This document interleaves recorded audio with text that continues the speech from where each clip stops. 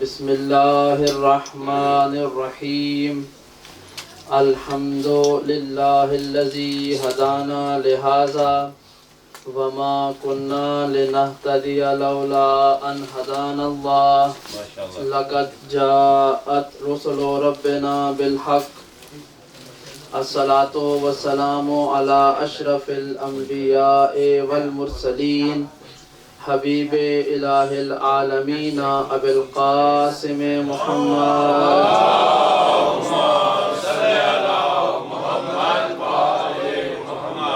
وعلى اہل بیتہ الطیبین الطاہرین المعصومین الذین اذهب اللہ عنہم الرجس وطہرہم تطہیرا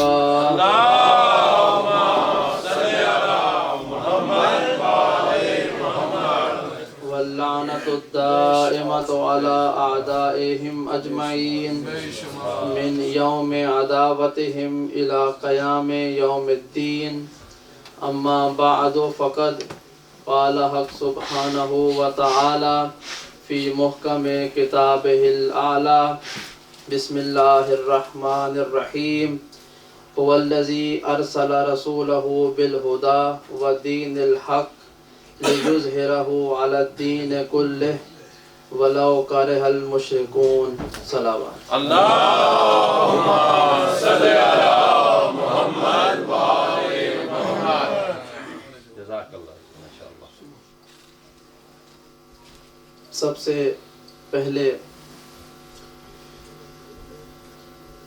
اس گفتگو کے آغاز میں وارث ذکر حسین ہمارے وقت کے امام صاحب العصر سے اجازت طلب کرتے ہوئے اور اس کے بعد تمام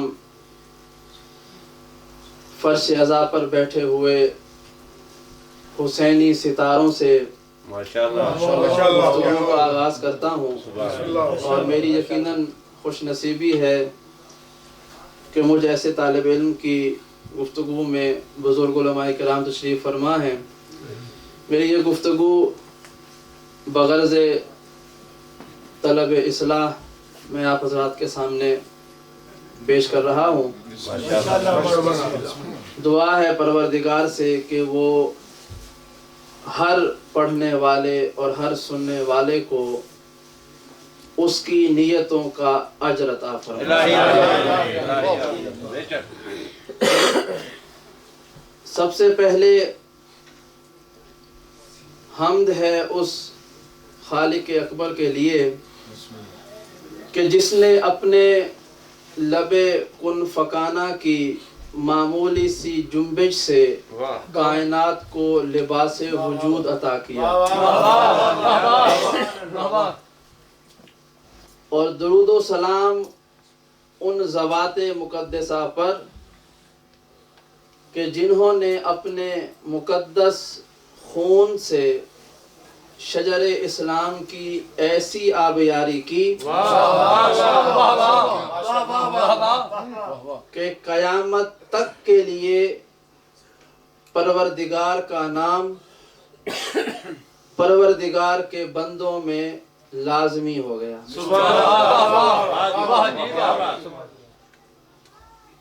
اور آج کی گفتگو اور ہر گفتگو کا عنوان ہمیشہ مجلس حسین ہوا کرتا ہے. تذکرہ ہم جس کا بھی کریں عنوان مجلس حسین ہوتا ہے. ہم سب کا سلام اس ذات پر کہ جس نے اپنے ذکر کو خدا کے ذکر کا وسیلہ بنا دیا.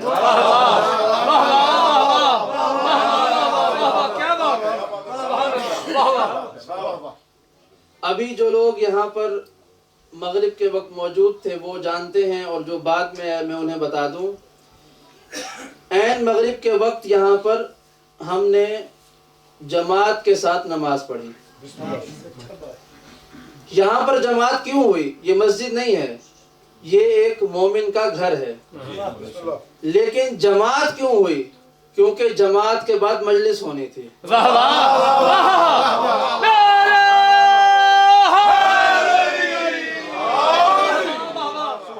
کیونکہ نماز اس لیے ہوئی جماعت کے ساتھ کہ جماعت کے بعد مجلس ہونی تھی.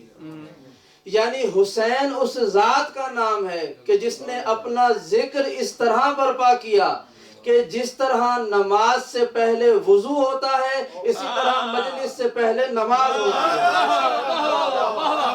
سبحان اللہ، کیا بات ہے، سبحان اللہ. صلوات پڑھ دیں محمد والے محمد.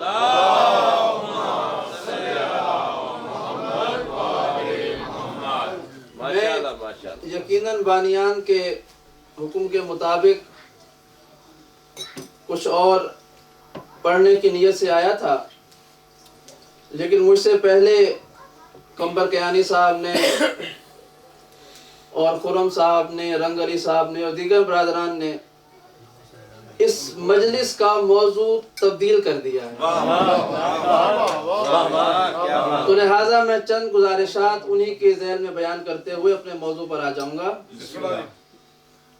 کہ آیت میں نے پڑھی، پروردگار نے اپنے کلام میں فرمایا کہ هو الذی ارسل رسولہ بالہدی ودین الحق.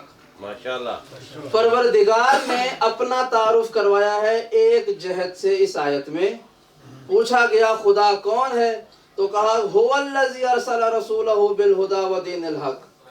خدا وہ ہے کہ جس نے اپنا رسول بھیجا ایک دین حق کے ساتھ، لِيُظْهِرَهُ عَلَى الدِّينِ كُلِّهِ، تاکہ وہ ساری دنیا کے ادیان پر غالب آ جائے. پروردگار نے اپنا تعارف کروایا اپنے حبیب کے بھیجنے کے مقصد کو بیان کر کے کہ میں نے اپنے حبیب کو کیوں بھیجا. اپنے حبیب کو میں نے بھیجا دو چیزیں دے کر، ایک دین اور ایک پیغام ہدایت. کیوں بھیجا؟ اس لیے بھیجا کہ وہ ساری دنیا پر اس دین کو غالب کر دے. یہ تھا مقصد آنے کا. میں یہاں پر لندن سے آیا ہوں. میرے بھائی نے مجھ سے پہلے جو میرے بارے میں کلمات کہے، پروردگار ان کی توفیقات میں اضافہ کرے. ایک دعا کے الفاظ بھی ہیں. مولا کائنات فرماتے ہیں کہ کئی ایسی تعریفیں ہیں جو دو ہماری کر جاتے ہیں جن کے ہم قابل نہیں ہوتے، اور کئی ہمارے ایسے عیب ہیں جو پروردگار نے رحمت سے چھپائے ہوئے ہیں. میں لندن سے یہاں پر آیا ہوں مجلس پڑھنے کے ارادے سے. میرا یہاں آنے کا مقصد مجلس پڑھنا تھا. توجہ کے ساتھ یہ مثال دے رہا ہوں. میرے آنے کا ایک مقصد تھا کہ میں یہاں مجلس پڑھوں گا. یہاں مجھے میرے پرانے دوست ملے، کچھ نئے چہروں سے ملاقات ہوئی، علماء کرام کی زیارت ہوئی. میں نے یہاں پر کھانا کھایا، میں نے یہاں پر آرام کیا، میں نے دیگر افراد کا کلام سنا اور آخر میں مجلس پڑھ رہا ہوں. میرا اصل مقصد جب تک میں مجلس نہیں پڑھوں گا پورا نہیں ہوتا. توجہ کے ساتھ میں آؤں اپنے دوستوں سے ملوں اور چلا جاؤں تو میرا مقصد پورا نہیں ہوگا. میں آؤں علماء کرام کی زیارت کروں اور چلا جاؤں، میرا مقصد پورا نہیں ہوگا. میں آؤں اپنے عزیزوں سے ملوں، یہاں پر کھانا کھاؤں، چلا جاؤں، میرا آنا تو لکھا جائے گا. میرے وہ سارے کام جو میں نے کیے وہ بھی لکھے جائیں گے، میرا جانا بھی لکھا جائے گا. لیکن آخر میں حاشیہ ہوگا کہ جس کام کے لیے آئے تھے وہ نہیں کیا اور چلے گئے. سرور عالم کا دنیا میں آنے کا مقصد اسلام کو ساری دنیا پر غلبہ دینا تھا. توجہ کے ساتھ یہ قرآن مجید کی آیت ہے، لِيُظْهِرَهُ عَلَى الدِّينِ كُلِّهِ، سارے ادیان پر اسلام غالب آ جائے گا. سرور عالم آئے، اعلان بعثت کیا، ہجرت کی، معراج کی، جنگیں کی، شادیاں کی، یہ سارے کام آپ نے کیے، لیکن اصل مقصد تھا اسلام کو ساری دنیا پر غلبہ دینا. لیکن جب آپ دنیا سے پردہ فرماتے ہیں، کل 1.25 لاکھ مسلمان ہوتے ہیں، آج بھی، آج کی تاریخ میں بھی 1400 سال کے بعد بھی اسلام دنیا پر غلبہ نہیں پا سکا. علماء کرام بیٹھے ہیں، میں بابر کا نام لے رہا ہوں اس لیے کہ میری تائید کریں گے اور غلط کو اصلاح کریں گے۔ قرآن مجید میں کچھ آیات ہیں جو ناسخ ہیں، کچھ ہیں جو منسوخ ہیں، کچھ احکامات ہیں جو آئے تھے، آیات نے آ کر ان احکامات کو منسوخ کر دیا۔ یہ آج بھی موجود ہیں، آیات منسوخ نہیں ہوئی، آیات میں جو حکم تھے وہ منسوخ ہوئے، لیکن جو مقصد ہوتا ہے وہ منسوخ نہیں ہوتا۔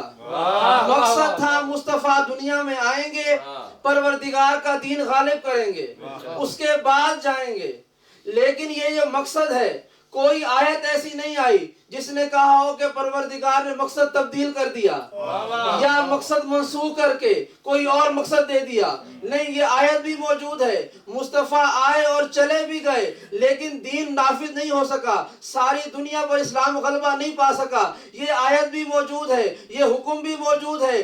نہ پروردگار نے کہا کہ اے حبیب تو واپس آ رہا ہے، تو نے مقصد پورا نہیں کیا، نہ سرور عالم نے کہا کہ اے اللہ تو نے مجھ سے پہلے انبیاء کو کئی 100 سال زندگی دی لیکن ان کا مقصد ساری دنیا پر غلبہ نہیں تھا، تو نے مجھے مقصد بھی سب سے عظیم دیا اور مجھے ظاہری عمر بھی سب سے کم دی، ابھی کچھ دن مجھے دنیا میں رہنے دے تاکہ ساری دنیا پر تیرا دین غالب کر دوں۔ نہ پروردگار نے کہا، نہ مصطفیٰ نے سوال کیا، جیسے ہی پیغام آیا آپ واپس چلے گئے لیکن دین دنیا پر غالب نہیں ہوا۔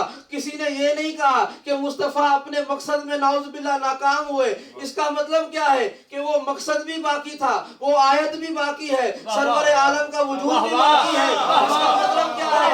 ابھی کوئی ایک ایسا آنے والا ہے۔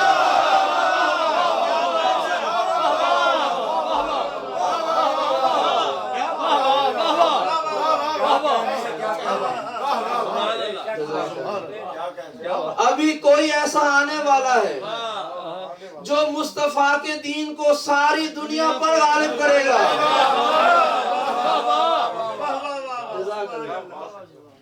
اور وہ مصطفیٰ سے اتنے قریب ہوگا، دین کو نافذ وہ کرے گا، پروردگار کہے گا مصطفیٰ نے نافذ کیا۔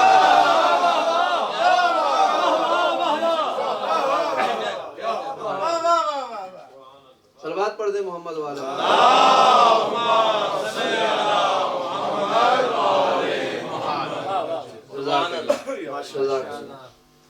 تو بھی ایک آنے والا ہے، اور اس آنے والے کے بارے میں صرف ایک جملہ جو سرور عالم نے کہا کہ وہ روئے زمین کو عدل و انصاف اور امن سے ایسے بھر دے گا جیسے اس سے پہلے ظلم و جور سے بھری ہوگی۔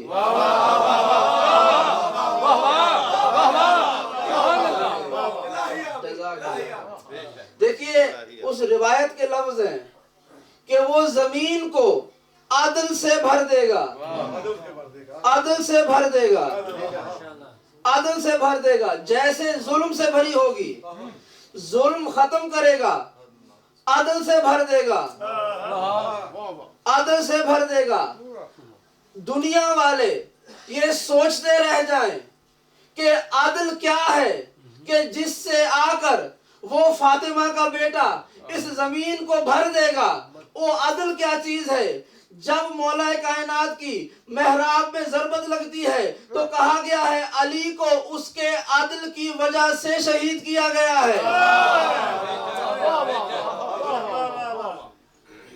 لبنان کا ایک عیسائی مورخ جورج جرداق، عرب عیسائی مورخ، اس کی ایک کتاب ہے صوت العدالت الانسانیہ، صوت العدالت الانسانیہ، کہ انسانی عدالت کی آواز، وائس آف ہیومن جسٹس، اور وہ ساری کتاب مولا کائنات کی ذات پہ لکھی ہوئی ہے۔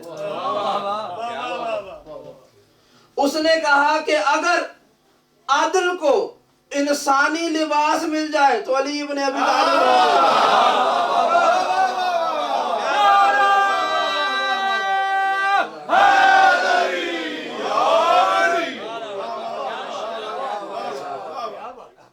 تو اب علم ہوا کہ وہ عدل جسے آ کے فاطمہ کا بیٹا ساری زمین پر نافذ کرے گا وہ علی کی ولایت کا پیغام ہے۔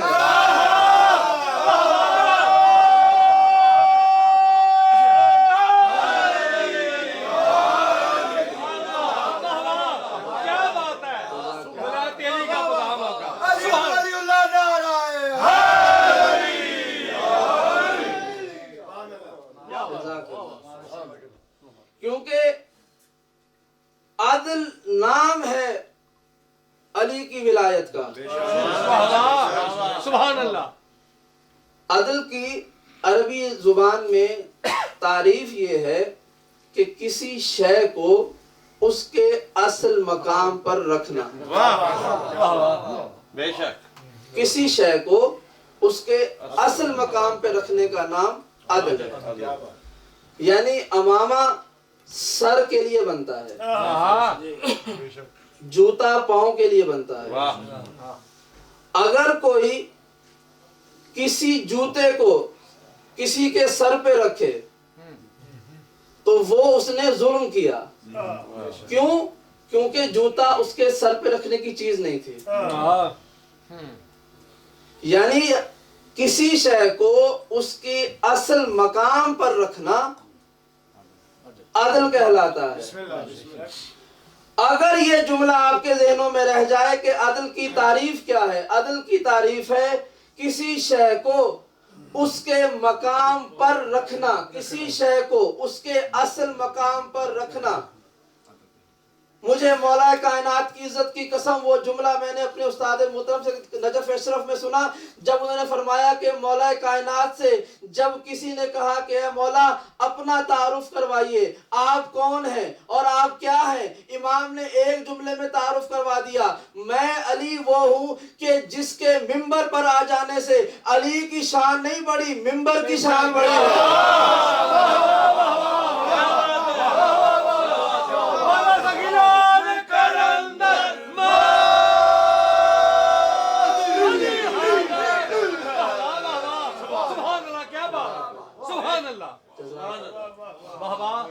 और एक जुमला मैं कहा करता हूँ, आज तबरुकन फिर चूंकि अदल की बात चल रही है, एक जुमला और कह दूं।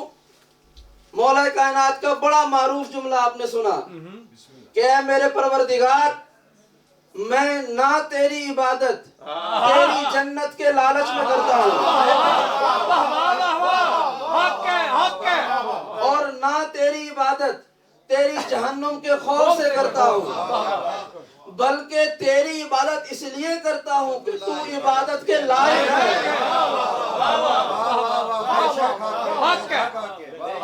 ये जुमला बड़ा मशहूर है।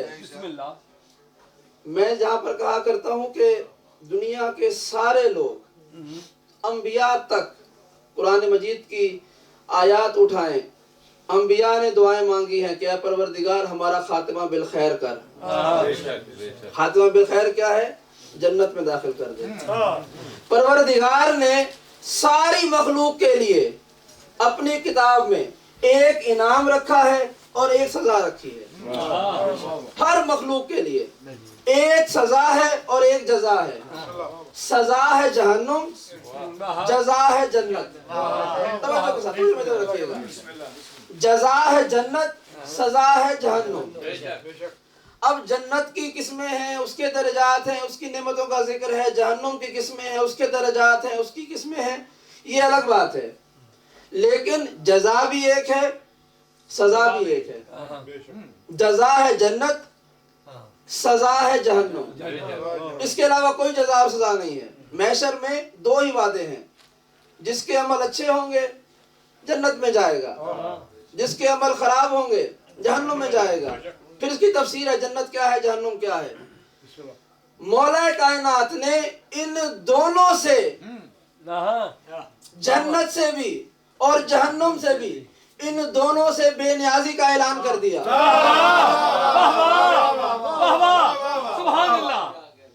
कि ऐ परवरदिगार, ना डर है और ना लालच है।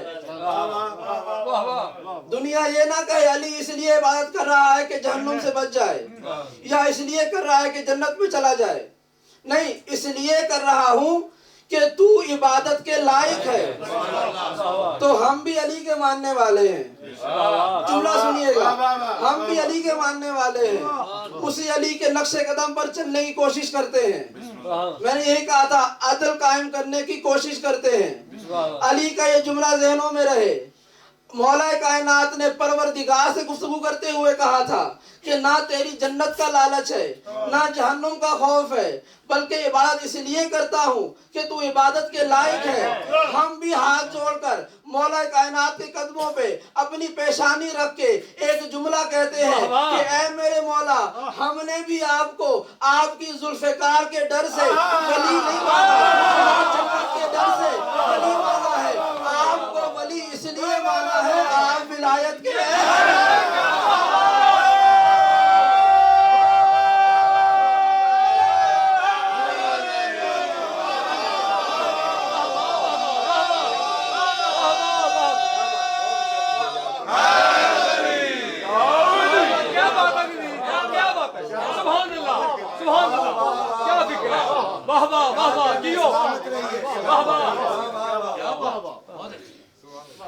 جزاک اللہ۔ ہمیں جنت کا لالچ اس لیے نہیں ہے کہ ہم ان کے ماننے والے ہیں کہ جنت جن کے کلموں کا صدقہ خلق ہوئی ہے،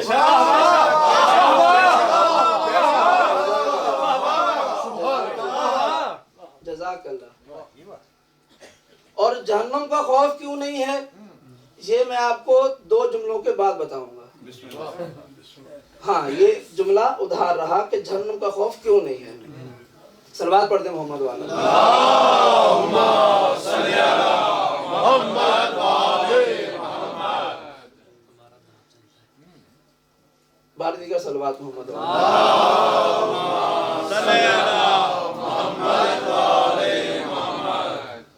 قرآن مجید پروردگار کا ہمیشہ رہنے والا کلام ہے، ہمیشہ رہنے والا ہے۔ پچھلی کتابیں آئیں، منسوخ ہو گئیں، وقت گزرا، شریعتیں منسوخ ہو گئیں۔ قرآن مجید ابد یعنی قیامت تک نافذ العمل ہے اور ہر شخص کے لیے ہے، تمام مخلوقات کے لیے ہے، مسلمانوں کے لیے نہیں ہے، تمام مخلوقات کے لیے۔ کوئی انکار کر کے قبول نہ کرے یہ الگ بات ہے، لیکن موجود ضرور ہے۔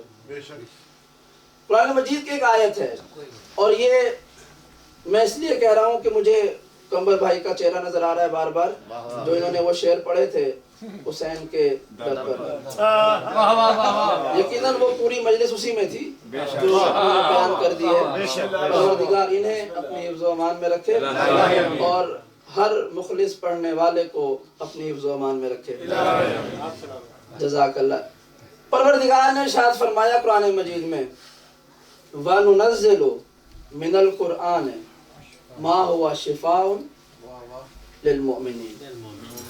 پروردگار نے فرمایا کہ میں نے قرآن مجید میں جو نازل کیا ہے اسے مومنین کے لیے شفا بنایا ہے اور ظالمین کے لیے خسارہ ہے۔ توجہ کے ساتھ، قرآن مجید میں نے شروع میں کہا تھا ساری کائنات کے لیے واجب العمل کتاب ہے، عیسائی ہو یہودی ہو سب پر لازم ہے کہ وہ کلمہ پڑھیں اور قرآن پر عمل کریں، یہ واجب ہے، کوئی نہ کرے اس کی بدبختی ہے۔ لیکن حکم یہی ہے کہ جب رسول اللہ آئے ساری شریعتیں منسوخ ہو گئیں، ان کی شریعت نافذ ہے اور قیامت تک رہے گی۔ لیکن پروردگار نے قرآن مجید میں ارشاد فرمایا کہ میں نے اس قرآن کو مومنین کے لیے شفا بنایا ہے، مومنین کے لیے شفا بنایا ہے، مومنین کے لیے شفا بنایا ہے۔ یا سید کیا بات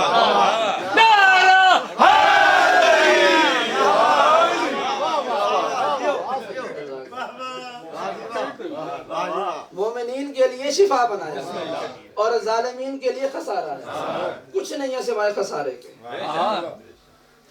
قرآن مجید مومنین کے لیے شفا ہے، شفا ہوتی ہے بیماری میں،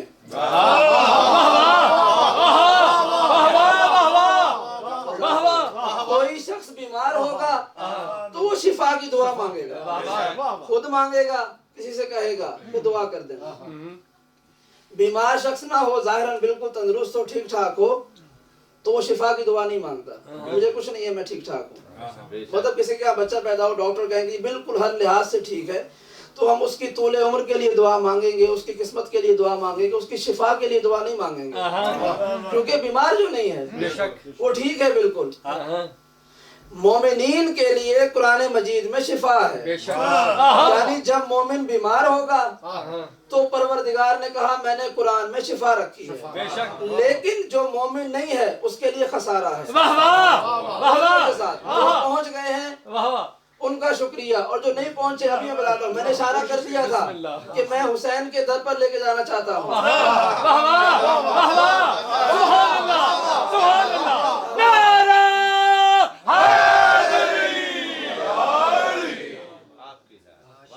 کہ قرآن مجید مومنین کے لیے شفا ہے, ظالموں کے لیے خسارہ ہے, مومنین کے لیے شفا ہے. لیکن جس وقت راہب حسین کے پاس آیا تھا, حسین نے یہ نہیں پوچھا تیرا مذہب کیا ہے,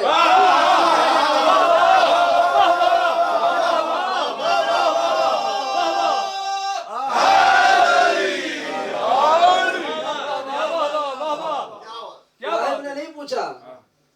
راہب نے کہا مجھے مرض ہے بے اولادی, بیماری ہے بے اولادی, بیماری ہے, ایک نقص ہے, اس کی شفا ہوتی ہے. قرآن ہے مومنین کے لیے شفا. حسین نے نہیں پوچھا تو مومن ہے یا نہیں ہے, یعنی قرآن صرف مومن کے لیے شفا ہے, حسین کائنات کے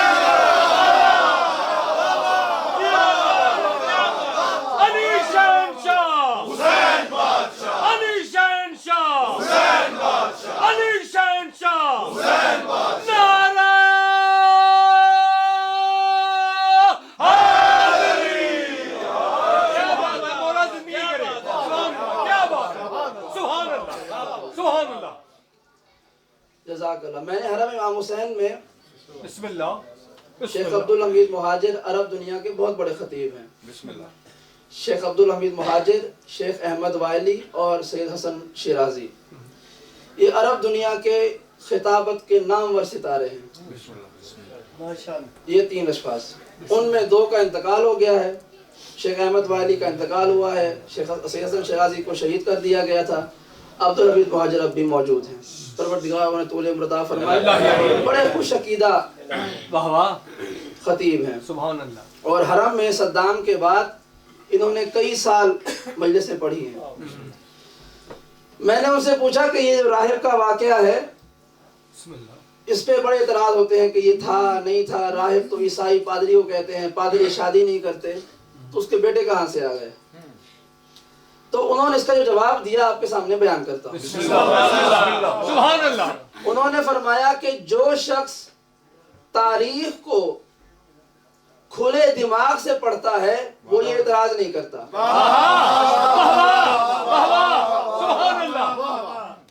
کھلے دماغ سے پڑھنا شرط ہے. دیکھیے کسی بھی بات کا یقین تب آتا ہے جب ہمارا یقین کرنے کا دل ہو. لیکن آج کل مسئلہ یہ ہے کہ ہم کسی کی بات سمجھنے کے لیے نہیں سنتے, جواب دینے کے لیے سنتے ہیں کہ یہ کچھ غلط کہے تو اس کو جواب دو. ممکن ہے کچھ اچھا کہے تو میں سمجھ جاؤں, یہ نیت نہیں ہوتی ہے.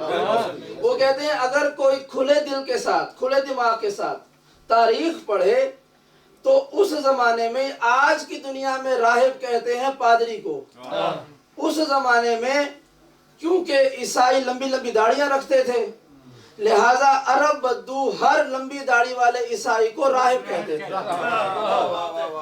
جیسے ہمارے یہاں پاکستان میں داڑھی تھوڑی لمبی کہتے ہیں مولوی صاحب, صوفی صاحب, یہ ایک عام عرف ہے, بن گیا ہے.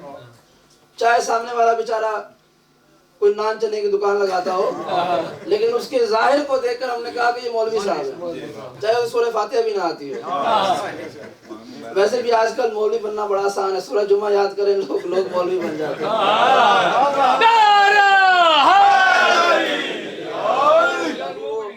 جیسے صاحب نے بڑا اچھا جملہ آخر میں شعر میں کہا تھا کہ علم کا معیار ہے, علم معیار ہے, نہ عمر معیار ہے اور نہ کوئی اور معیار ہے, علم معیار ہے. اور پروردگار کی آیت ہے هل يستوي الذين يعلمون والذين لا يعلمون, کہ کیا علم رکھنے والے اور علم نہ رکھنے والے برابر ہوتے ہیں؟ نہیں برابر ہوتے. تو معیار علم ہے. بے شک بے شک. تو انہوں نے کہا کہ اس زمانے میں چونکہ عیسائی لمبی لمبی داڑیاں رکھتے تھے، لہذا اس عیسائی کو کہ جو بیٹے مانگنے آیا تھا اسے راہب کہہ دیا گیا. انہوں نے کہا ورنہ ہمارے، ان کے لفظ ہیں، ورنہ ہمارے عشاق یعنی ہمارے جو عاشق ہیں ان کے دماغ تو خراب ہونے کا دعویٰ کر سکتے ہیں لوگ، وہ راہب تھا، اس کا دماغ خراب نہیں تھا کہ بغیر شادی کے بیٹے مانگنے آ جاتا.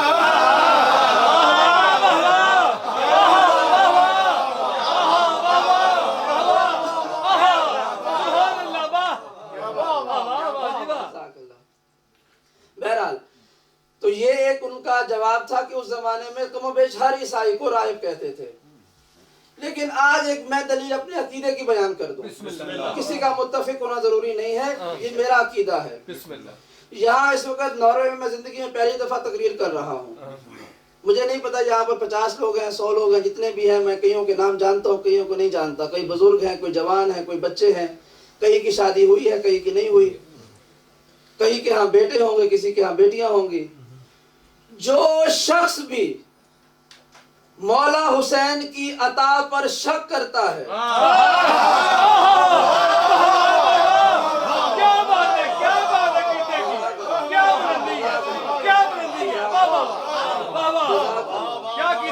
جو شخص بھی پوری کائنات میں، یہ تقریر انٹرنیٹ پر جاتی ہیں، یہ اب ریکارڈ ہوتا ہے، یہ اب سقیفے کی 4 دیواری میں بند نہیں ہوتی ہے.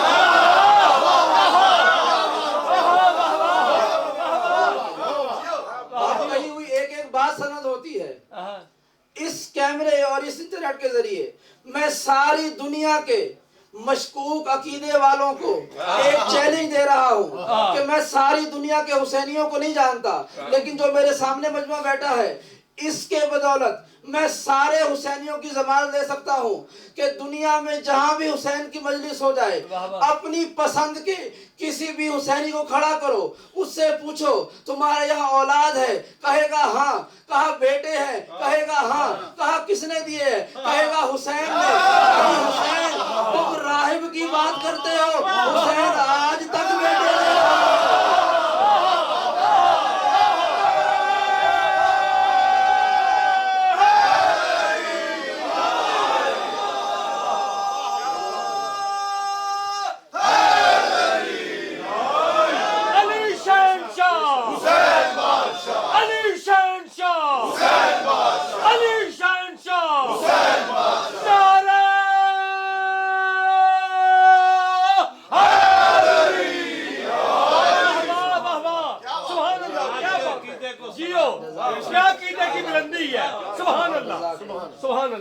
یہ میرا عقیدہ تھا، میں نے بیان کیا. سبحان اللہ. حق ہے، حق ہے یہ. جزاک اللہ. جو عرش رب کا مقدر سنوار سکتا ہے،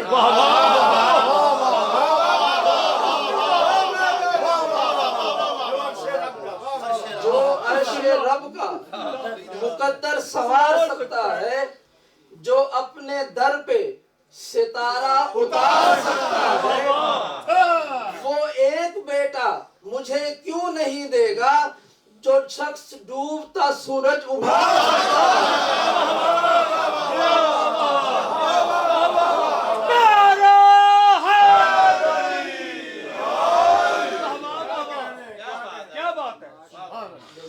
بڑا محدود کر دیا دنیا والوں نے علی کو اور اولاد علی کو. میں پھر ایک مثال دے کر اپنے موضوع پہ آتا ہوں. مجھے پتا ہے وقت میں نے بہت لے لیا اس پر، لیکن مجھے بھی 1.5 گھنٹہ سنایا گیا بٹھا کے. مجھے ظاہر صاحب نے کہا تھا آپ کو 7:45 بٹھا دیں گے، لیکن 8:45 بٹھایا. تو 1 گھنٹہ میں نے بیٹھ کے سنا ہے، تو اب 2 گھنٹے آپ جزاک اللہ. بس ادار بھی ہے. جزاک اللہ. صلوات پڑھ دیں محمد والے.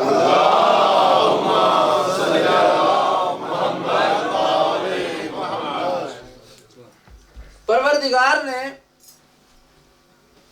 یہ جو ابھی رنگ علی صاحب تقریر قصیدہ پڑھ رہے تھے مجھ سے پہلے، انہوں نے ایک جملہ کہا تھا کہ جب جنگ صفین ہو رہی تھی تو ایک طرف 1,40,000 غالباً لشکر تھا اور ایک طرف کچھ فرزندان توحید تھے۔ واہ واہ واہ واہ واہ واہ، یہ فرزندان توحید کیا ہوتے ہیں؟ واہ واہ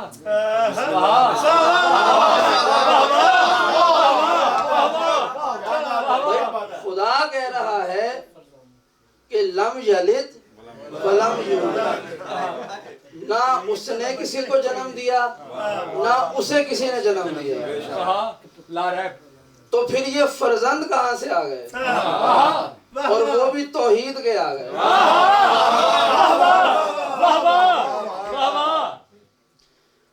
کئی سماعتیں میں نے آغا بشیر نجوی صاحب سے پوچھا تھا ایک مرتبہ کہ قبلہ یہ جو شیطان نے دعویٰ کیا تھا، پروردگار کو چیلنج کیا تھا کہ میں صراط مستقیم پر بیٹھ کر تیرے بندوں کو گمراہ کروں گا، تو ہمیں کیسے معلوم ہوگا کہ ابلیس ہمیں کب گمراہ کر رہا ہے؟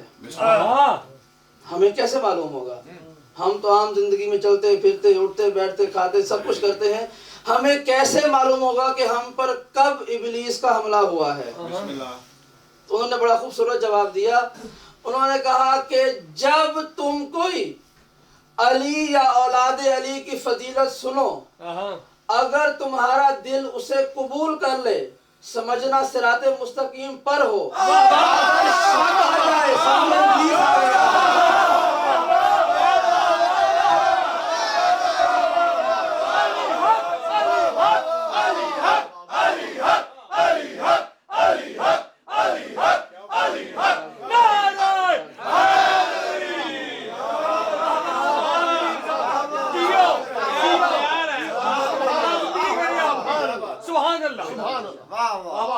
جزاک اللہ۔ ابلیس کا سب سے بڑا وار یہی ہے کہ وہ آل محمد کے فضائل کو مشکوک کر دیتا ہے۔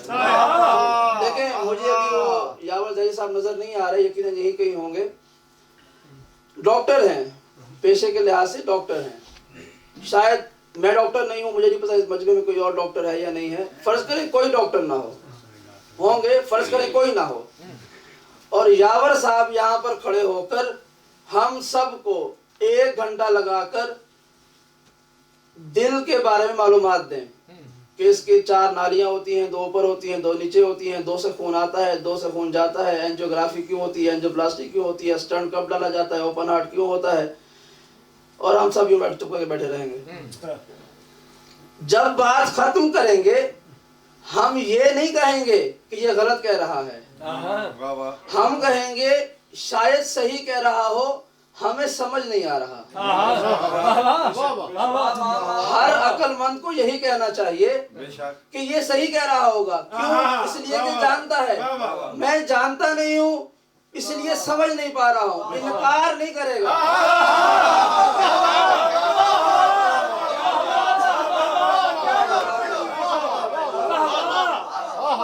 بس یہی مثال ہے علی کے فضائل کی۔ المیہ یہ ہے کہ جس کو سمجھ نہیں آتے ہیں وہ کہتے ہیں ہے نہیں، شریف ذہنوں کا حق یہ ہے کہ اگر سمجھ آ جائیں تو قبول کر لے، سمجھ نہ آئے تو یہ کہہ دیں ہو سکتا ہے مجھے سمجھ نہیں آئے۔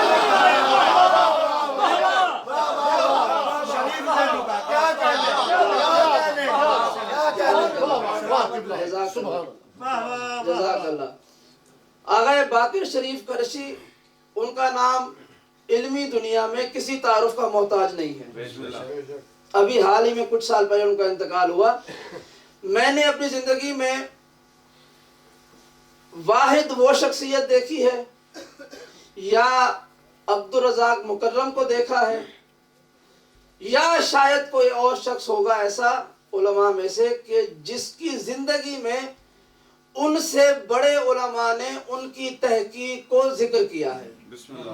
عبدالرزاق مکرم، مقتل ان کی تاریخ میں لکھا ہوا، انہوں نے مقتل لکھا ہے، ان کی کتاب ہے قمر بنی ہاشم حضرت عباس پر۔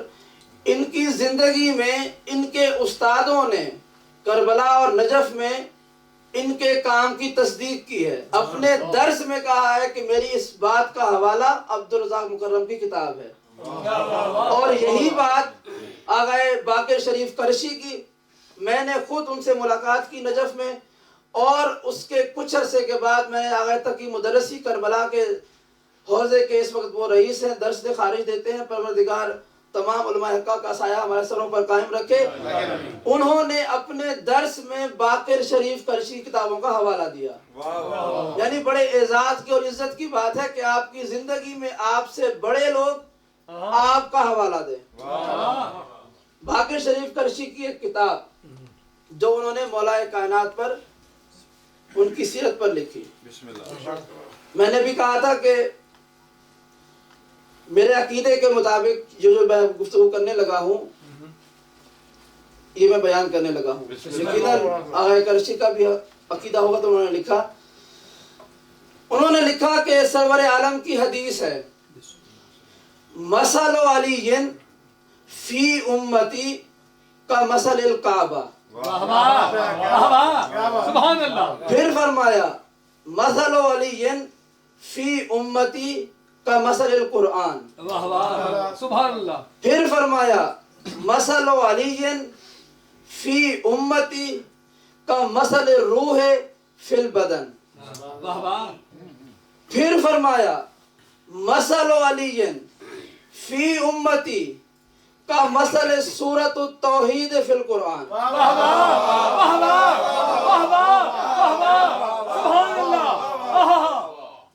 بس چند میں سن لیجیے گا اس پر۔ بسم اللہ۔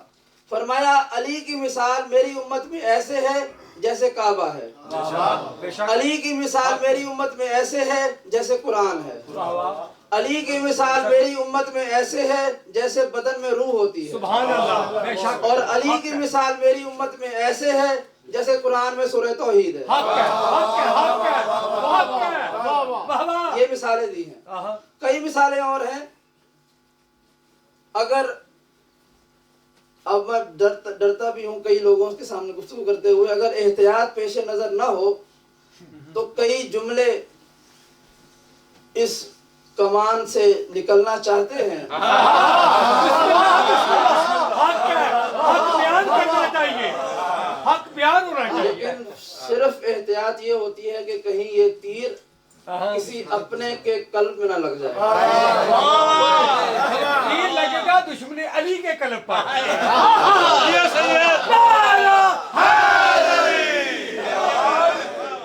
اچھا چلیں میں آج آپ کے سامنے وہ بات کرتا ہوں کہ جس پر کوئی اعتراض نہیں ہو۔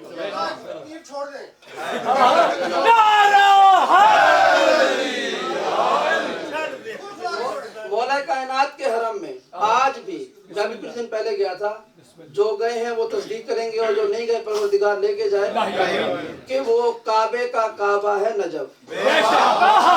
سبحان اللہ، حق ہے، حق ہے۔ ہم سب کعبے کو سجدہ کرتے ہیں، کعبہ نجف کو سجدہ کرتے سبحان اللہ۔ ہیں۔ نجف اشرف میں مولا کائنات کے حرم میں داخل ہوتے ہیں، دوسرا دروازہ جس کے اوپر مولا کائنات کی زیارت لکھی ہوئی ہے، باہر لکھا ہے اذن دخول، اندر لکھی ہوئی ہے زیارت، زیارت امین اللہ۔ زیارت امین اللہ جہاں لکھی ہوئی ہے اس کے اوپر سبز رنگ کے سنگ مرمر پر سنہرے حرفوں میں رسول اللہ کی حدیث لکھی ہوئی ہے، اور واقعی میں یہ حدیثیں سنہرے حرفوں میں لکھنے والی ہیں۔ سبحان اللہ۔ ہمارے یہاں پاکستان میں جب ہوتا تھا نا مناظرے وغیرہ، ویڈیو دیکھتے ہیں، کتابیں پڑھتے ہیں ان کی، تو اس میں لکھا ہوتا ہے، وہ جو مناظر ہوتے تھے وہ کہا کرتے تھے کہ فلاں کتاب فلاں لکھنے والا، کتاب کا سیدھا ورقہ، اس کی چوتھی لائن، پانچواں حرف، یعنی اس کا ثبوت یہ ہوتا ہے کہ یہ کتاب میں نے خود پڑھی ہے، سنی ہوئی نہیں ہے۔ میں نے اس لیے یہ جملہ کہا ہے کہ دوسرا دروازہ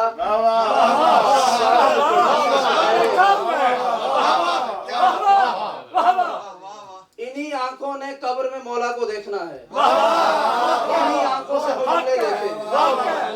اگر رد و بدل ہو تو یہ آنکھیں علی کا دیدار نہ کر سکیں۔ اب ترجمہ سنیے گا، سرور عالم کی حدیث لکھی ہوئی ہے دو جملوں میں، ایک اس دروازے پر ایک اس دروازے پر۔ ہم نے یہ سنی ہے حدیث کہ علی کی ضربت خندق کے دن عبادت الثقلین سے افضل ہے، لیکن پروردگار کی قسم مولا کائنات کی چوکھٹ پر جو حدیث لکھی ہوئی ہے اس پر لفظ عبادت نہیں ہے، بلکہ کہا ہے کہ علی کی ضربت خندق کے دن ثقلین سے افضل ہے۔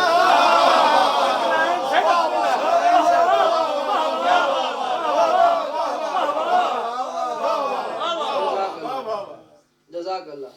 نجف اشرف میں بہت سے لوگ رہتے ہیں، سب کے جاننے والے ہوتے ہیں، کسی سے کہہ کے تصویر کھنچوا کے منگوا لیں، آج کل تو کیمرے بھی جانے دیتے ہیں۔ عبادت کا لفظ نہیں ہے، افضل من ثقلین، ثقلین سے افضل ہے۔ ثقلین الگ شے ہے، عبادت الگ شے ہے۔ اور دوسرے والے پہ کیا لکھا ہوا ہے کہ علی کی مثال مثل علی فی امتی کا مثل الکعبہ، میری امت میں علی کی مثال کعبے جیسی ہے۔ النظر الی الکعبۃ عبادۃ والطواف بالکعبۃ کرامۃ، کہ کعبے کا طواف کرنا، نظر کرنا عبادت ہے اور طواف کرنا کرامت ہے۔ کہا کہ میری امت میں علی کی مثال کعبے جیسی ہے، پھر علی کے فضائل نہیں کہے، کعبے کے فضائل پڑے ہیں کہ علی کی مثال کعبے جیسی ہے، اور کعبہ کیا ہے کہ جس کو دیکھنا عبادت ہے، جس کا طواف کرنا کرامت ہے۔ میں کہوں گا دنیا والوں، سرور عالم نے علی کے فضائل نہیں بیان کیے، کعبے کے فضائل بیان کیے ہیں۔ جس کے دل میں جو منزلت کعبے کی ہوگی، پروردگار کے رسول کہہ رہے ہیں علی کی ہوگی۔ جنگل میں، پہاڑوں میں، دریاؤں کی بہتی دھاروں میں، سمندر کے دونوں کناروں میں، قرآن کے 30 پاروں میں، کل ایمان کے نام کا نعرہ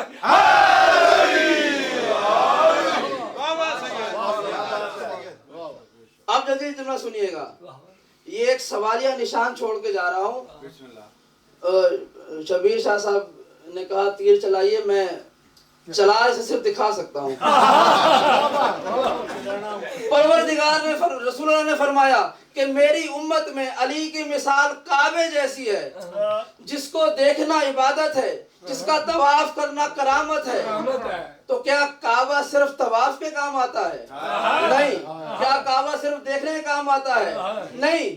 ساری دنیا کے مسلمان، چاہے کوئی علی کا ماننے والا ہو یا نہ ماننے والا ہو، وہ جب بھی پروردگار کو سجدہ کرتا ہے وہ کعبے کو کرتا ہے۔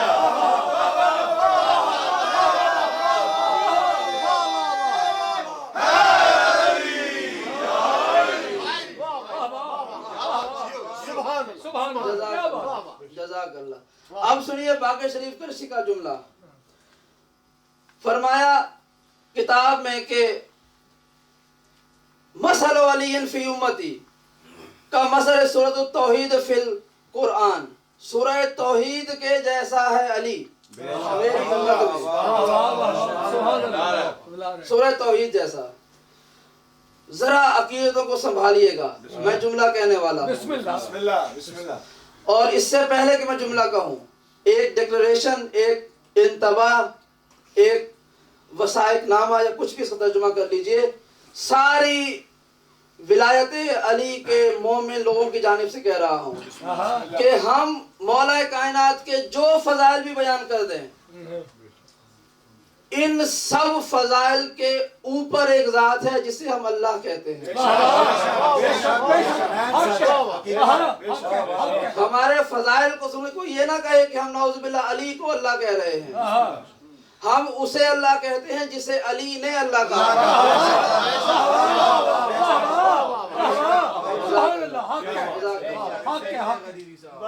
جزاک اللہ۔ اور ویسے بھی ایک جملہ کہہ دوں، ہم عاشق ضرور ہیں، دیوانے ضرور ہیں، چاہنے والے ضرور ہیں، لیکن اتنے گئے گزرے بھی نہیں ہیں کہ علی کو اللہ کہہ کر علی کے بارے میں صرف ایک عقیدہ قائم کریں۔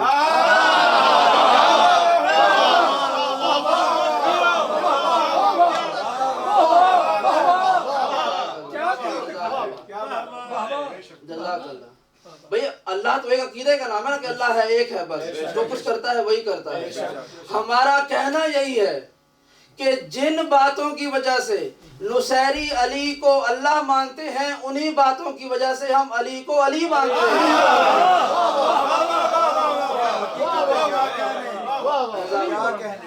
جزاک اللہ۔ میں بڑا حیران تھا، یقین جانیے کہ آخر پروردگار نے، رسول اللہ نے مولا کائنات کو سورہ توحید سے کیوں تشبیہ دی ہے؟ سوچنے کی بات ہے۔ سورہ قدر اتنی فضیلتوں والی، آیت الکرسی اتنے فضائل والی، سورہ کوثر ہے ہی ظاہر ان کے بارے میں کوئی شک کی بات نہیں ہے، عظمت اپنی جگہ پر، طولانیت اپنی جگہ پر۔ سورہ بقرہ کو دیکھیں ختم ہی نہیں ہوتی ہے، آل عمران کو دیکھیں چلتی چلی جا رہی ہے، کئی صورتیں ایک کے بعد ایک لمبی صورتیں موجود ہیں، کئی صورتوں میں تذکرے موجود ہیں۔ آخر سورہ توحید کیوں کہا جو نہ سب سے بڑی ہے نہ سب سے چھوٹی ہے؟ اور سورہ توحید کے بارے میں جو روایات سورہ قدر کے بارے میں یا آیت الکرسی کے بارے میں یا بقیہ سورتوں کے بارے میں ہیں، اتنے اقوال سورہ توحید کے بارے میں ملتے بھی نہیں ہیں۔ آخر کیا وجہ ہے کہ سرور عالم نے مولا کائنات کو کسی اور صورت تشبیہ نہیں دی ہے، کسی اور صورت کی مثال نہیں دی ہے، سورہ توحید کی مثال دی ہے؟ یہ عقدہ تب کھلے گا جب ہم الحمد کی الف سے لے کر والناس کی سین تک قرآن پڑھیں گے۔ جتنی جتنی صورتیں پڑھتے چلے جائیں گے وہ اپنی جگہ پر، سورہ توحید اپنی جگہ پر۔ فرق یہ ہے کہ جتنی بھی صورتیں اور ہیں اس میں کہیں نہ کہیں مخلوق کا ذکر موجود ہے۔ سورہ توحید واحد صورت ہے کہ جس کا آغاز بھی پروردگار سے ہے، انجام بھی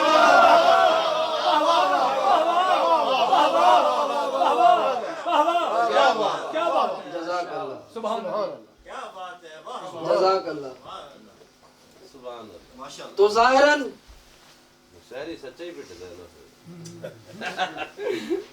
صلوات پڑھیں۔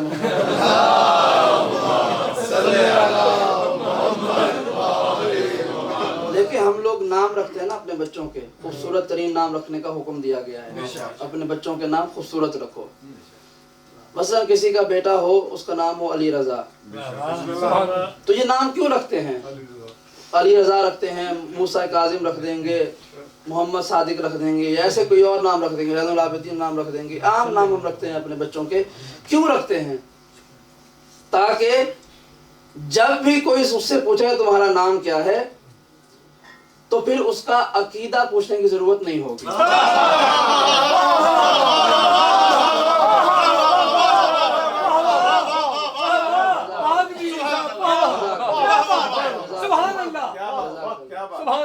اب کسی کا نام ہو علی رضا اور کوئی اسے یہ بھی پوچھے کہ تمہارا عقیدہ کیا ہے، ظاہر ہے کہ جس کے نام پر رکھا ہے وہی عقیدہ ہوگا۔ یہی ہے نا؟ یہ الگ بات ہے کہ دشمنوں نے بھی ہمارے نام چرا لیے، یہی تو وہ ظلم ہے کہ جو امام کے آنے کے بعد عدل بنے گا۔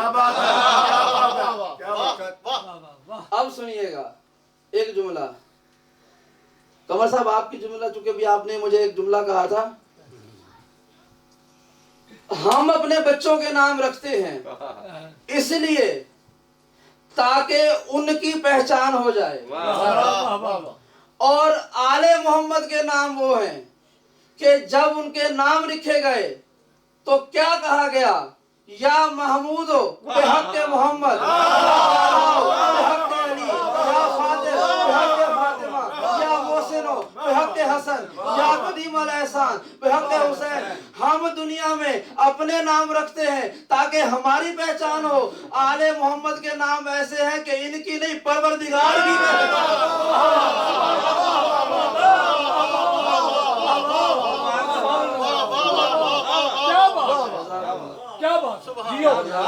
مولا زندگی کا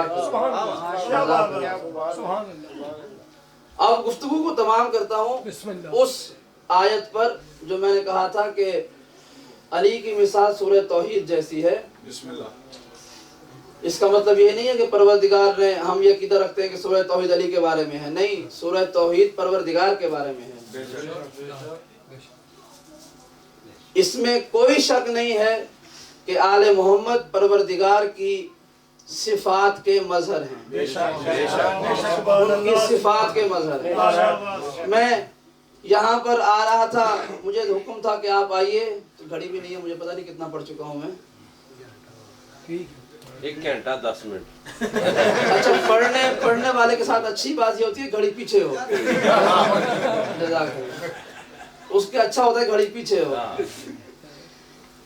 میں یہاں مجلس پڑھنے آ رہا تھا، فرض کریں میں نہ آ پاتا، کسی وجہ سے میں نہ آ پاتا، اور آج واقعی میں ایسا ہونے والا تھا، میرا پاسپورٹ نہیں مل رہا تھا، تو فرض کریں میں نہ آ پاتا اور میں یہاں پر اپنے کسی دوست سے کہتا کہ آپ جائیں میری طرف سے زیادی صاحب کے یہاں چلے جائیں، وہ یہاں پر آ جاتے، میں نے فون کیا زیادی صاحب کو کہ یہ میرا نمائندہ آ رہا ہے، میں نہیں آ پا رہا، میرا نمائندہ آ رہا ہے، توجہ کے ساتھ، نمائندہ آ رہا ہے۔ اب وہ آئے، یاور صاحب نے کہا کہ آپ ان کے نمائندے ہیں، شکریہ آپ تشریف لائے، آپ مجلس پڑھیں، مجلس تو نہیں آتی، کیا بات ہے، مجلس نہیں پڑھ سکتا، کہا اچھا چلیں پھر قصیدہ پڑھ دیں، کہا قصیدہ بھی نہیں پڑھ سکتا، کہا اچھا حدیث کسا پڑھ دیں، کہا وہ تو بالکل نہیں آتی، کہا اچھا نماز تو، کہا وہ تو مولا پڑھ گئے، پڑھ گئے۔ تو اب سوال کریں گے زیدی صاحب کہ بھائی مجھ سے کہ آپ نے یہاں پر آنا تھا مجلس پڑھنے کے لیے، جب آپ منبر پر بیٹھے ہیں اس کا مطلب یہ ہے کہ آپ صاحب علم ہیں، صاحب علم حدیث کسا بھی پڑھ سکتا ہے، نماز بھی پڑھا سکتا ہے، مجلس بھی پڑھ سکتا ہے، لیکن جسے آپ نے اپنا نمائندہ بنا کر بھیجا اسے تو آپ والا کوئی کام نہیں آتا۔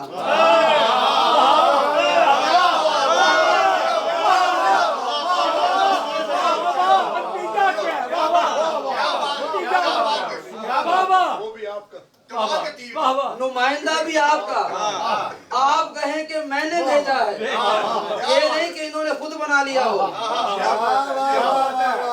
خود بنا لیتے تو مجھ پہ اعتراض نہ کر سکتے، میں کہتا کہ میں تھوڑی بھیجا تھا، خود بنایا تھا، نہیں بھیجا بھی میں نے، تائید بھی میں نے کی کہ یہ میری جگہ پر آ رہا ہے، میں آ نہیں سکتا، میری مجبوری ہے، میں آ نہیں سکتا، میرا نمائندہ آ رہا ہے، لیکن اگر وہ میرے والا کوئی کام نہ کر پائے تو اس پر شک نہیں ہوگا، اس پر اعتراض نہیں ہوگا، بھیجنے والے پر اعتراض ہوگا۔ اب آل محمد کو اگر ہم نے بنایا ہو،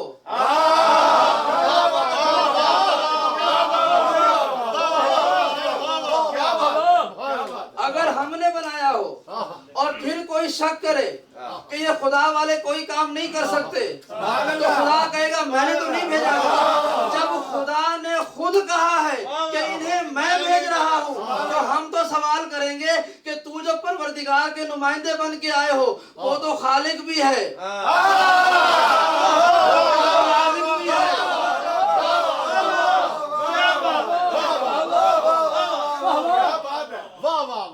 اب راہب والا مسئلہ حل ہو گیا۔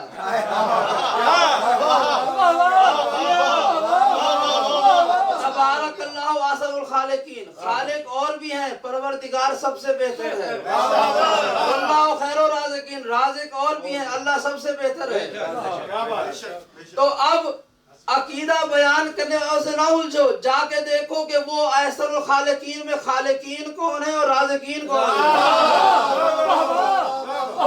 سبحان اللہ، جزاک اللہ۔ اور گفتگو تمام کرتا ہوں اس ایک جملے کے ساتھ، مجھے حکم دیا گیا تھا کہ حضرت عباس کی شان بیان کرنی ہے، وقت ختم ہو چکا ہے، بس ایک جملہ اس شخصیت کا تعارف جو میں اکثر بیان کیا کرتا ہوں۔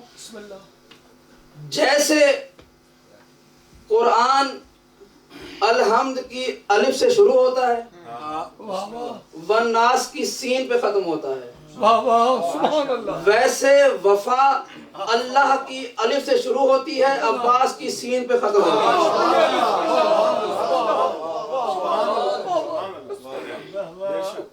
ابھی نہیں، ابھی ایک جملہ اور بیان کرنا ہے۔ میں نے کہا تھا کہ میں آپ کو ایک ادھار لے رہا ہوں کہ آخر علی والے جہنم سے کیوں نہیں ڈرتے۔ ایک جملہ میں نے مجلس کے شروع میں کہا تھا کہ ہم آخر کیوں نہیں ڈرتے۔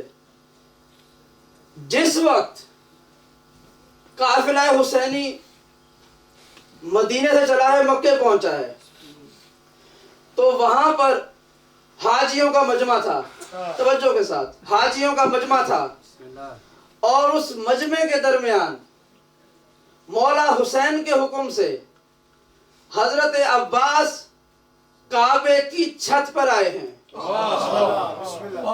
तारीख में ये वाक़या मौजूद है।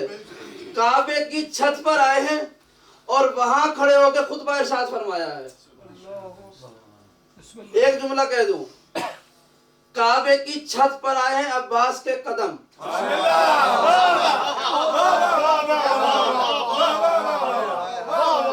उलमाए किराम तशरीफ फरमाए, दोनों मेरे बुजुर्ग मुझसे ज्यादा पढ़े लिखे, आप तस्दीक करवा सकते हैं, आम मुसलमान के लिए रवा भी नहीं है कि काबे की तरफ पुश्त भी करे।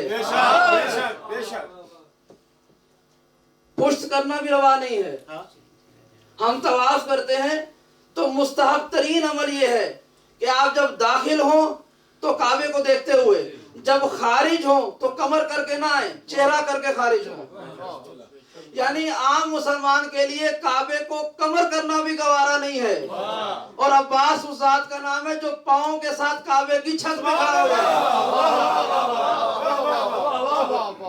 और इर्द गिर्द लोग तवाफ कर रहे हैं, अब्बास छत पे खड़ा हुआ है।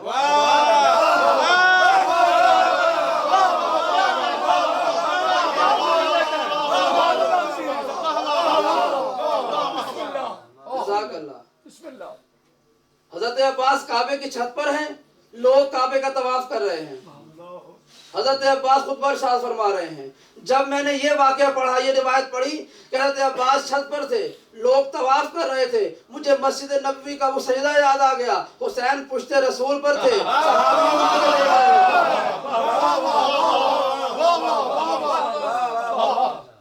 और उस खुतबे में हजरत अब्बास ने इरशाद फरमाया है, बस एक जुमला सुनाया है उसमें से, कि ए कलमा पढ़ने वाले फासिको, ए जाबिरो, अहलल कुफ्र कहा है, ए कलमा पढ़ के काफिर होने वाले जालिमों। हजरत अब्बास ये क्या है? काबे के इर्द गिर्द एहराम करते, हज की नियत से आए हुए, ये मोहम्मद मुस्तफा कलमा को, खुदा की वहदानियत का कलमा पढ़ने वाले हज कर रहे हैं, आप इन्हें काफिर कह रहे हैं। भाई सोचने की बात है ना कि हजरत अब्बास एहराम बांधे हुए हाजियों को जो काबे का तवाफ कर रहे हैं, हज की नियत से आए हुए हैं, उन्हें काबे की छत पे खड़े होकर जितना भी मजमा था सबसे कह रहे हैं ललकार कर कि ए काफिरो और ए जाबिरो, ए मौला हम आपके गुलाम हैं, लेकिन ये तो हाजी हैं, ये तो एहराम बांधे हुए हैं, खुदा के घर का तवाफ करने आए हुए हैं, ये काफिर क्यों कह रहे हैं इन्हें? तो शायद जवाब यही आएगा कि जो मौला कायनात ने एक मरतबा ग़ज़वा ओहद में दिया था कि जब सब छोड़ के चले गए थे, अल्लाह के रसूल ने पूछा अली सब चले गए, आप क्यों नहीं गए? तो कहा कि अल्लाह के रसूल क्या ईमान लाने के बाद फिर काफिर हो जाएगा?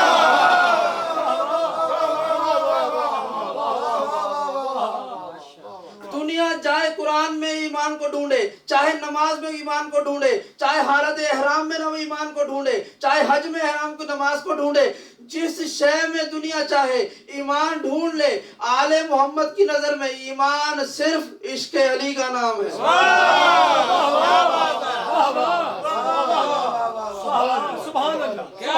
क्या बात। और हज़रत अब्बास ने जुमला कहा था, जल्दी जल्दी बयान कर रहा हूं कि ए काफिरो व जाबिरो, तुम इस घर में आ गए हो कि जिसे मेरे मौला हुसैन के बाबा ने बैतुल्लाह बनाया था, वरना उससे पहले तो ये सिर्फ 4 दीवारी थी। ये खुतबे का तर्जुमा कर रहा हूं, जो चाहे मुझसे पहले इसके बाद ले सकता है इसकी नस और तर्जुमा भी, कि इससे पहले तो ये सिर्फ 4 दीवारी थी, इसे हुसैन के बाबा ने बैतुल्लाह बनाया था, तुम उसे लड़ने के लिए आ गए हो। और जुमला जो मैंने कहा था कि जहन्नुम से क्यों नहीं डरते, हजरत अब्बास ने काबे की छत पे खड़े होके हजारों हाजियों के सामने गवाह बनाकर एक जुमला कहा था, تم اس حسین کے خلاف جنگ کرنے کے لیے آئے ہو کہ جو امت محمدی کے کامیاب ترین لوگوں کا امام ہے.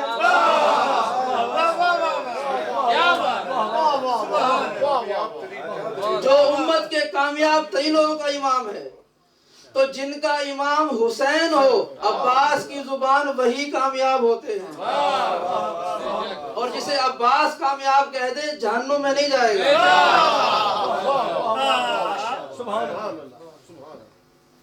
ہم حضرت سلیمان کی دعائیں پڑھتے ہیں قرآن مجید میں. بہت ساری دعائیں. انہوں نے حکومت مانگی، پروردگار نے دے دی. ربی حب لی ملک لا ينبغي لأحد من بعدی، ایسی حکومت جو میرے بعد کسی کو نہ ملے. کئی دعائیں مانگی. ایک بڑی عجیب دعا مانگی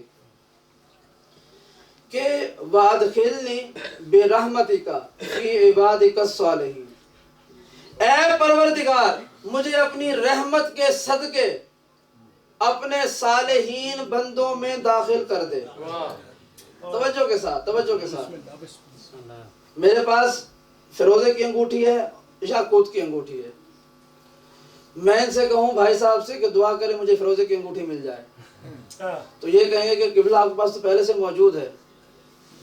وہ مانگے جو نہ ہو. حضرت سلیمان زمین پر بسنے والی ہر مخلوق پر حاکم تھے. توجہ کے ساتھ. جنات پر بھی، ہوا پر بھی، چونٹیوں پر بھی، چرند و پرند پر بھی، ہر مخلوق پر پروردگار نے انہیں حاکم بنایا تھا. اس حکومت کے بعد دعا کر رہے ہیں مجھے اپنے صالحین بندوں میں داخل کر دے. توجہ کے ساتھ. صالحین میں شمار کر دے، صالح بندوں میں داخل کر دے، صالح بندوں میں داخل کر دے. کون دعا مانگ رہا ہے؟ جناب سلیمان نبی اللہ. جناب سلیمان کہہ رہے ہیں مجھے صالح بندوں میں شامل کر دے. اور جاؤ حضرت عباس کے حرم میں، آج بھی ان کی زیارت لکھی ہوئی ہے. چھٹے امام کے الفاظ ہیں السلام علیکہ ایھا العبد الصالح.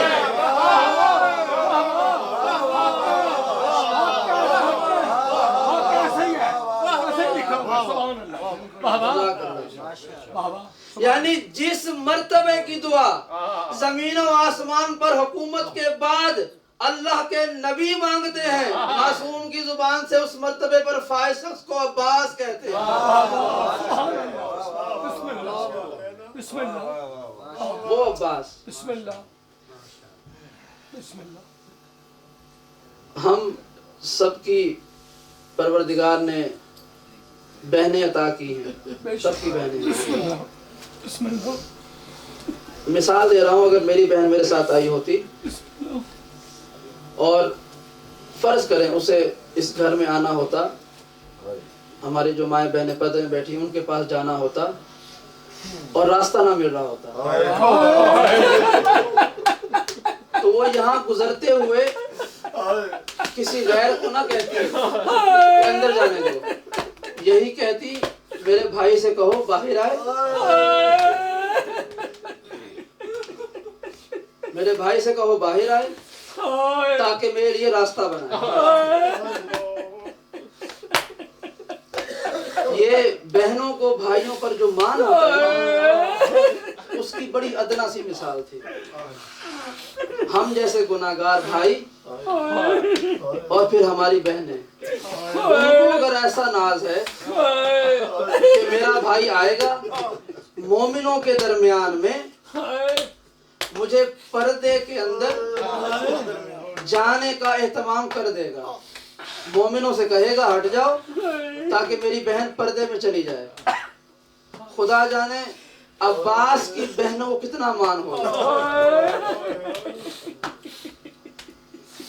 جب قافلہ چل رہا تھا مدینے سے، جناب زینب نے کہا کہ میں بھی جا رہی ہوں، جس خاتون نے مستور نے ساتھ چلنا ہو وہ چلے.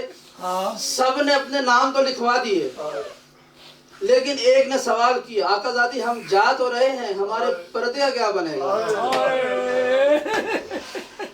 تو شہزادی نے عثمان کا نام لیا تھا جسے عباس کہتے ہیں. جب شب عاشور قیام گاہ میں پانی 2 دن سے 3 دن سے ختم ہو چکا تھا، ہر خیمے سے بچوں کے رونے کی آواز آ رہی ہے، ہر خیمے سے۔ لیکن حسین کی اولاد سے محبت کی وجہ سے سب مائیں اپنے بچوں کو آغوش میں لیے بیٹھی تھیں، صرف حسین کی بیٹی تھی ہاتھوں میں خشک کوزہ اٹھائے، کبھی اس خیمے میں جاتی تھی کبھی اس خیمے میں جاتی تھی، اور ایک سوال کرتی تھی، کسی کے پاس چند قطرے پانی کے ہوں، میرا اصغر بہت پیاسا ہے۔ جب کہیں سے کوئی جواب نہ ملا تو آخر میں آئی ہے اس جگہ پر جہاں سکینہ کا باب الحوائج موجود ہے۔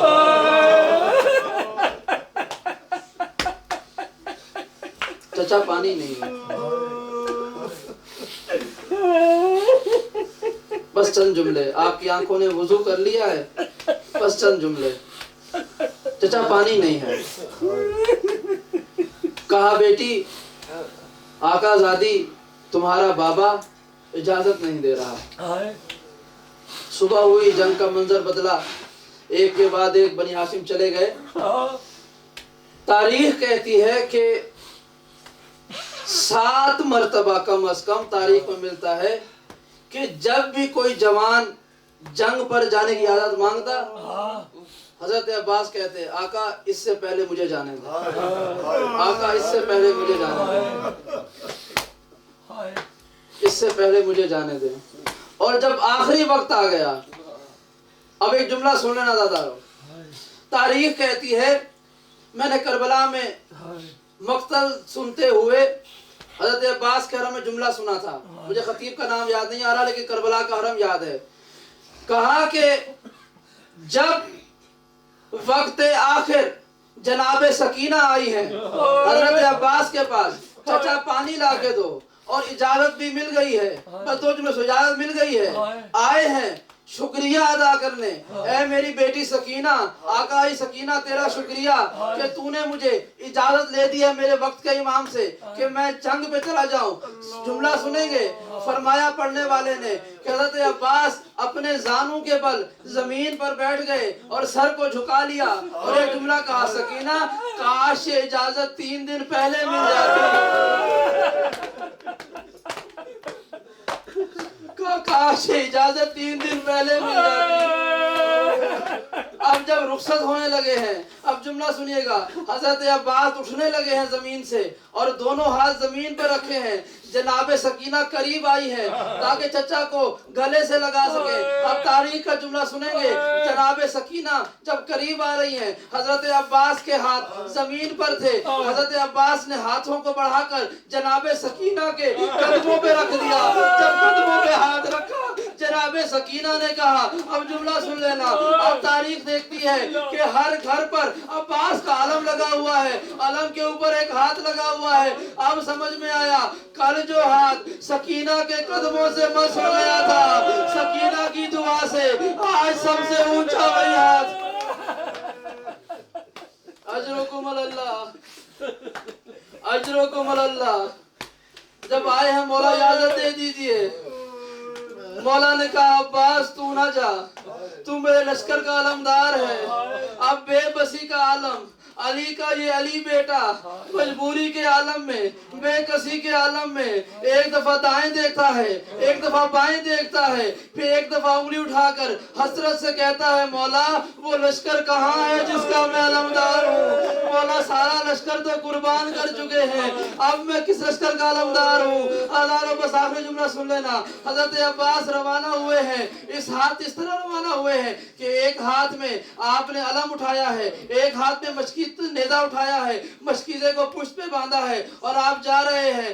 چند لمحوں میں آپ دریا پر پہنچ گئے ہیں، دریا پر پہنچے ہیں، آپ نے علم کو سنبھالا اور مشکیزہ پانی سے بھرنے لگے۔ جب مشکیزہ پانی سے بھر رہے تھے، تاریخ کا جملہ ہے، مشکیزہ بھرتے بھرتے حضرت عباس کی انگلیوں پر پانی کے چند قطرے آ گئے۔ حضرت عباس نے ایک مرتبہ اس بھیگی ہوئی انگلیوں کو دیکھا، خیمے کو دیکھ کر کہا اے پروردگار یہ کیسا انتظام ہو گیا، عباس کی انگلیاں بھیگ گئی، سکینہ کے ہونٹ پیاسے ہیں۔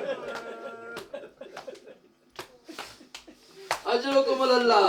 सकीना के होंठ प्यासे रह गए, अब्बास के हाथ भीग गए।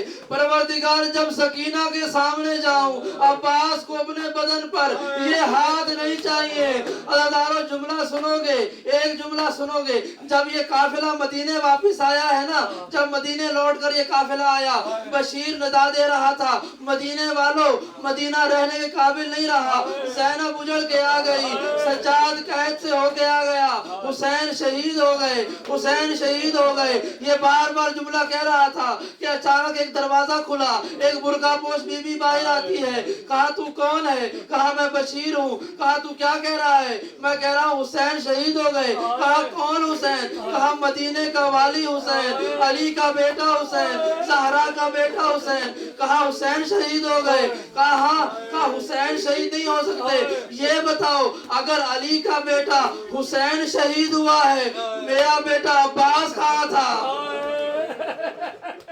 मेरा बेटा अब्बास कहाँ था? अब जुमला सुनेंगे, मेरा बेटा अब्बास कहाँ था? हज़रत उम्मुल बनीन ने सवाल किया तो जवाब बशीर ने नहीं दिया। जनाब सैयद सज्जाद करीब आए हैं, कहा अम्मा आप चले जाइए। अंदर आ गए, कहा हुसैन कैसे मारे गए? मेरा अब्बास कहाँ था? कहा कि जब अब्बास पानी भर के आ रहे थे, शिमर ने ऐलान किया पानी खैमों में ना पहुंचे। बस आखिरी जुमला, एक जालिम आगे बढ़ा, हजरत अब्बास के पहले बाजू पे वार किया, बाजू कलम हो गया, फिर दूसरे बाजू को कलम किया। बस दो जुमले, जब कलम हो गया, अब तारीख कहती है सैयद सज्जाद ने फरमाया कि जब दोनों बाजू कलम हो गए, हज़रत अब्बास ने मश्क को अपने दांतों में फंसा लिया और घोड़े की पुष्ट पे लेट गए कि अचानक एक तीर आया, मश्क में लगा। जब मश्क से पानी बहा, अब्बास ने घोड़े का रुख मोड़ लिया, घोड़े का रुख मोड़ लिया कि अब खैमा गाह नहीं जाना, अब खैमा गाह नहीं जाना। अब क़यामत का जुमला सुनोगे, क़यामत का जुमला। और ये आखिरी जुमला है ज़दारो। तारीख कहती है हज़रत उम्मुल बनीन सवाल कर रही थी, हज़रत सज्जाद जवाब दे रहे थे, अब्बास की शहादत पढ़ रहे थे। कहा जब खैमों से रुख मोड़ लिया, अब जालिमों ने घेर लिया। कोई तीर लेके आ गया, कोई तलवार लेके आ गया, कोई गुर्ज लेके आ गया, कोई पत्थर लेके आ गया। हर तरफ से अब्बास पर हमला हो रहा था कि अचानक एक जालिम ने माथे पे गुर्ज मारा। मेरा मौला ज़ीन पे संभल नहीं सका और जमीन से गिर गया। अब जुमला सुनेंगे। हजरत उम्मुल बनीन ने पूछा, ऐ सैयद सज्जाद, जब हजरत अब्बास जमीन से गिरे तो गिरते हुए किस शय का सहारा लिया? किस चीज का सहारा लिया? बाजू तो कलम हो चुके थे। मेरे 12वें इमाम फरमाते हैं, मेरा सलाम उस बावफा शहीद पर कि जब पुश्ते रहवार से जमीन पर गिरा है, बाजू नहीं थे चेहरे के पर अब्बास जमीन। अजरुकुम अल्लाह। अब्बास जमीन पे गिरे हैं और आखिरी आवाज दी है, ऐ मेरे मौला मेरा आखिरी सलाम कबूल कीजिए। हजरत इमाम हुसैन तशरीफ लाए हैं, करीब आए हैं, आपका सर अपने जानू में रखा। कहा भैया अब्बास कुछ कहना चाहते हो? कहा मौला एक आखिरी ख्वाहिश है, मेरी आंखों से खून साफ कर दे, मैं आपका चेहरा देख दूं। आपने खून साफ किया। हजरत अब्बास ने जख्मी आंखों को खोला, मुस्कुरा दिए हैं। इमाम हुसैन ने कहा अब्बास अब मैं भी एक फरमाइश करता हूँ, एक हुक्म देता हूँ। कहा आका हुक्म दीजिए। कहा जिंदगी भर तूने मुझे आका कहा है, आज मुझे भाई कह के पुकार। कहा उम्मुल बनीन से वादा था, कहा उम्मुल बनीन की जमानत मैं देता हूँ। जैसे ही हज़रत अब्बास ने कहा भैया हुसैन, क्या भैया हुसैन कह के आपकी जिस्म के रूह जब चली गई है, अब मौला हुसैन ने अलम उठाया है और चले हैं खेमों की तरफ। अलम आता हुआ देखा, जनाबे सकीना ने सब बच्चों को जमा किया, ऐ बच्चों आ जाओ, मेरा चचा पानी लेके आ रहा है। जब करीब आए हैं क्या देखा, अलम तो आ गया था, अलमदार नहीं आया। जब खबर आई अलमदार नहीं आया, ज़ैनब ने एक गिरिया किया, बीबियों मदीने में चादरों का वादा किया था, अली की बेटी को माफ कर दो। मातम हुसैन।